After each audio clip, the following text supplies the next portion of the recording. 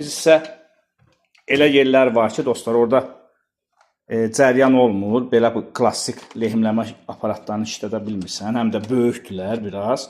Amma bunlar daha komponentdir də dostlar. Ona görə də məcburən belə bir lehimləmə cihaz aldıq. İndi gəlin birlikdə test edək. Cihaz deməli zaryadka ilə işləyir. Üzərində belə bir zaryadka USB gəlib. Type-C. Bir belə lehimləmə simi gəlir dostlar. Bizə lehimləmənin özü gəlib. Baxıram belə keyfiyyətli sim oxşamır elədir. Amma sökək belə. Buradakı gördüyümüz kimi buradakı yaxınlaşdıraq, işıqlaşdıraq. Burada görürsünüz 3-cü əldə belə bir kondensator var. Gəlin bunu xoda salaq. Birinci bura toxunuruq. Gördüyünüz kimi led yandı. Dəf ucuna toxunuruq ucuna. Başlayır qızmağa. İkinci rejimi də var dostlar belə. Bir də üçüncü rejimi var belə qırmızı.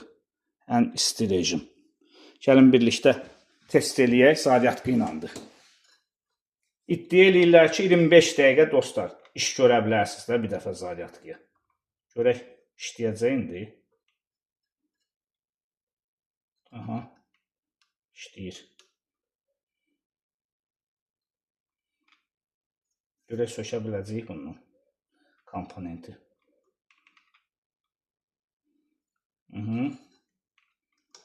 Bu belə. Bu isə belə.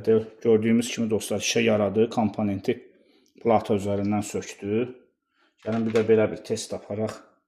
Görək lehimləmə simin necə eləyəcək. Yaxşı bu qalsın. Əlimizdən mövcud olan simlə eləyək. Gördüyünüz kimi belə bir 2 dənə simimiz də var. Yəni biz nazik olanla eləyək birinci, 2 növbədə. Lehim töküləcək. Yerə düşməsin. Baxaq görək.